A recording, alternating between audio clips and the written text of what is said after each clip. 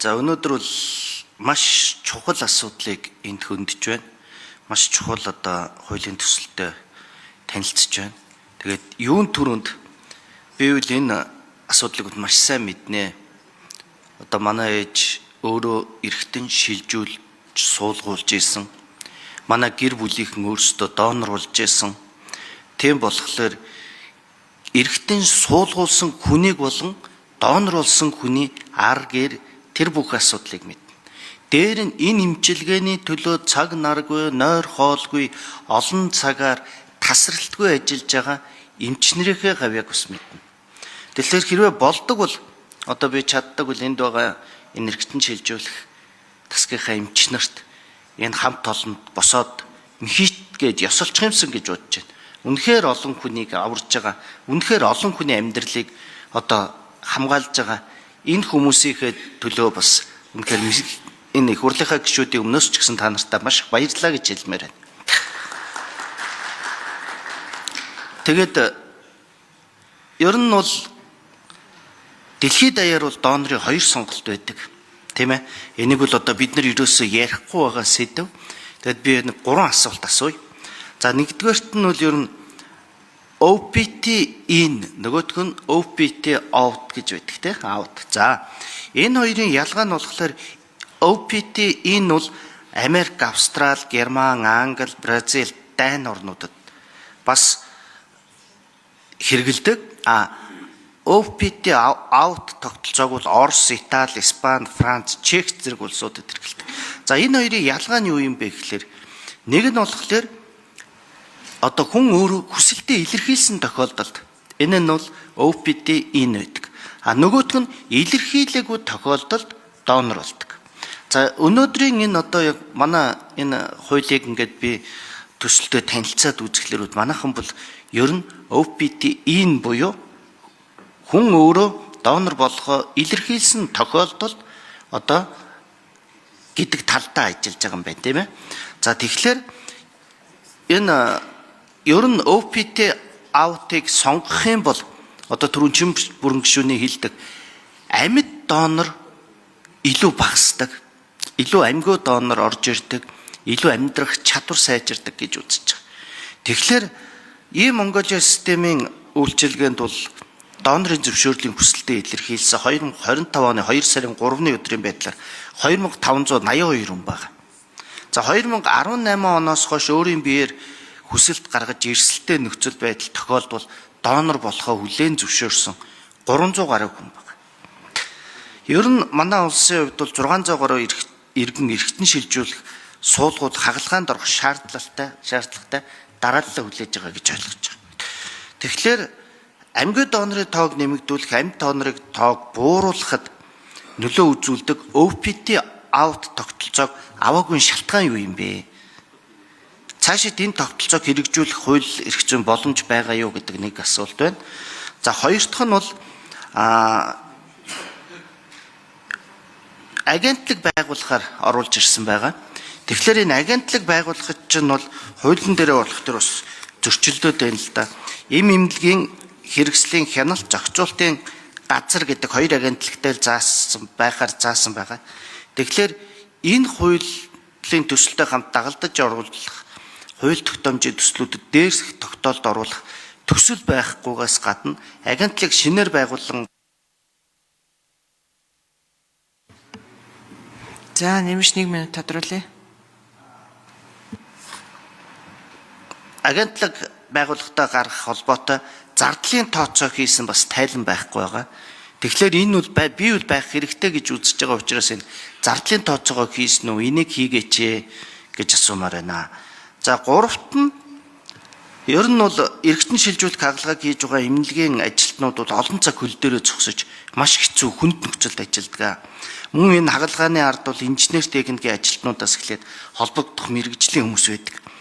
Тэгэхээр эмч эмнэлгийн мэргэжилтэн холбогдох хүмүүст энэ хагалгааг хийсний төлөө хэдийн хэмжээний цалин нэмж олгож, ямар урамшуулал, ямар илүү цагийн хөлс яаж тооцож олгож байгаа талаар мэдээлэл авъя.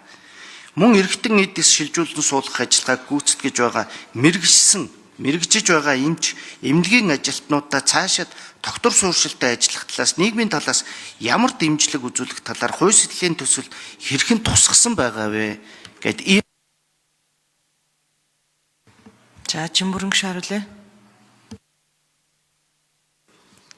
За баярлалаа гишүүнд баярлалаа, бас их зовлон мэдж байгаа. Тэр дотроо бас одоо энэ салбарыг хөгжүүлэхийн төлөө нойр хойлгүй сэтгэл зүрхээр чин сэтгэлээс ажиллаж байгаа эмч, сувилагч, эмнэлгийн ажилчдад бас одоо мэхийн ёсолж байгаа танд бас би бас өөрөө эмчгийн хувьд бол маш их баярлж байна.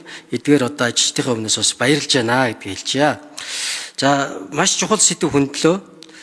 Ерөн амьд ахуй цагтаа би одоо донор болно болохгүй гэдгээ илэрхийлэх энэ автомат систем алийг бид энэ хуулинд оруулсан юм бэ гэдээ асууж байна. Тэгэхээр энэ presumed consent буюу out in гэдэг энэ тогтолцоо бид Монгол улстай бол одоо OPT in буюу та өөрөө заал гэж хэлээгүй бол таныг амьд донор тооцохгүй л гэдэг энэ тогтолцоо ажиллаж байгаа. Гол нь энийг яагаад бид нөгөө OPT out руугаа орохоос яагаад болгоомжилж байгаа гэхлээр өнөөдөр иргэдийн дунд амьгүй донор, ер нь энэ донорын тусламж үйлчилгээний талаарх мэдлэг боловсрол бас тийм сайн биш байгаад байна. Тийм учраас бидэнд бас одоо энийг таниулах, мэдүүлэх, ойлгуулах, үүний одоо дүнд бид аль болохоор одоо амьгүй донороос эртэн шилжүүлж чадвал ямар олон үнийг аварч болдгийм бэ гэдэг энэ итгэл үнэмшил нийгэмд бүрдээгүй цагт бид OPT out руу орчвол энэ бол одоо олон түвнийг бүр хаостой болох аюултай. Тийм учраас бид аль болохоор болгоомжилж үе шаттай тухайн цагт нь ирэхэд энэ одоо OPT инээсээ out руу орох боломж бүрднэ л гэж харж байгаа. Тэгэхээр би дахиад хэлэхэд Монгол улсад одоо өргөн барьчаад байгаа энэ төсөл дотор та заал гэж хэлвэл та амьд ахуй цагтаа заал гэж хэлвэл та ямар нэг аюул учрахад золгүй явдал болоход та донор болно л гэсэн үг. Донор болоод таны гэр түрүүн бас Батэрдэн гишүү асуусан. Таны гэр үгүй гэж хэлжээд бид бас та амьд ахуй цагтаа заа гэсэн учраас энэ заавал заавах хэрэгтэй гэж дайрахгүй. Тийм ээ? Бид бол одоо яг одоо гэрээс нь дахин таны одоо хайртай хүн тэгж хэлжсэн байна. Та одоо зөвшөөрж гэнэ үү гэж асуух ийм тогтолцоог явуулж байгаа шүү гэдгийг хэлчихье. Тэгэхээр цаг хугацаа их шаардна. За агентлаг байгуулах асуудал яригдж байгаа. Одоо бол алба байгаа 5 хүн ажиллаж байгаа. Өнөөдөр түрүүн би нэг хэлсэн тоо Эрдэнэ гишүүний асуусанд хариулсан. 200 гаруй тэрбум төгрөг өнөөдөр гадагшаа урсж байгаа. Эний өмнө бол бүр 400-аас 500 тэрбум төгрөг гадагшаа урсдаг байсан. Бид 2 дахин бууруулж чадсан. Гэхдээ одоо энэ гадагшаа урсж байгаа урсгал хэвээр байгаа. Тийм учраас бид 1.4-өөс 1.5 тэрбум төгрөгийн төсөвт агентлаг байгуулж энэ үйл ажиллагаа бие дааж явуулдаг юм бүтцтэй болвол энэ 200 гаруй тэрбум төгрөгийн урсгалыг тодорхой хуваар буулгах ийм том дэвшил гарнаа л гэж одоо тооцоол энд байгаа шүү. Тийм учраас та бүгдийг энийг дэмжиж өгөөсэй гэж хүсэж байгаа. За ажилчдын хувьд бол үнэлгээний асуудал бол одоо гүйцэтгэлийн санхүүжилтээр төсвийг нэмээд явснараа л нэмэгдэнэ гэж харж байгаа. За баярлалаа гишүүн. Нэмж тодруулъя.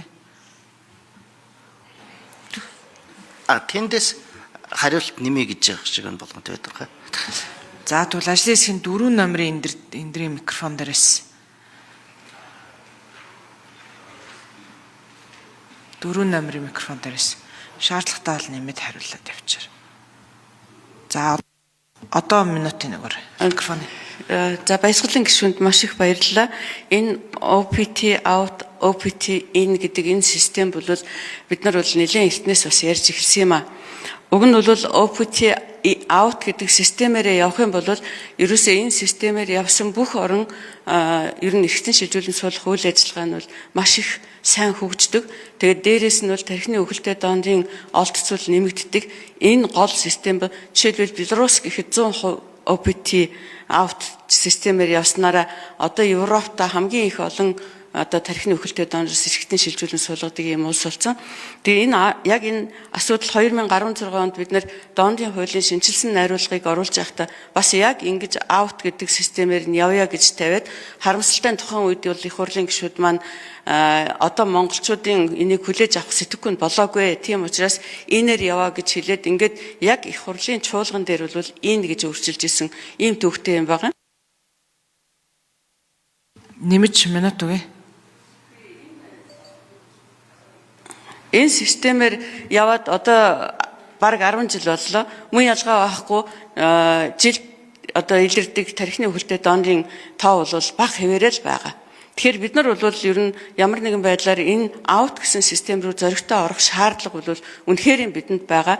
Тэгээ их хурлын гишүүд маань ч гэсэн бас энэ дээр бас та бүхэн маань дэмжиж ойлголцож оролцох юм бол бас одоо энэ хуулийн багийнхан бид нар бол энэ лүү орох одоо чин ирмэлзэл хүсэлтэй байгаа.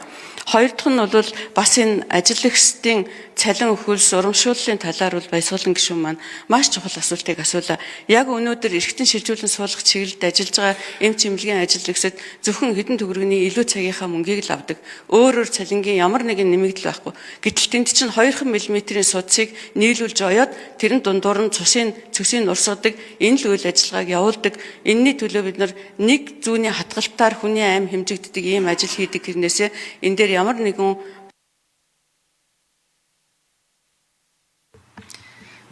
За нэмэлт бол санхүүжилт бол олохгүй байгаа юм байна. За улсын хурлын нэмэлт минь за 4 номерын микрофон нэмж өгье.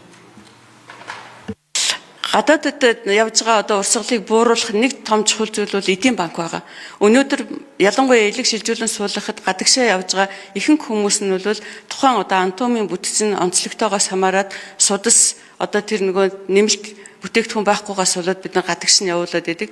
Хэрвээ Монгол улсад эдийн банк байгуулчих юм бол нүдний эвэрлэг, судас, шүрмэс за тэгээ бусад бүх чиглэлд бол эдийн банктай болчих юм боломж бол байгаа учраас эдийн банк гэдэг зүйл дээр бол бас нэг одоо илүү анхаарах хэрэгтэй байгаа. Энэ одоо доондын хуулийн төсөлд ч гэсэн орсон байгаа.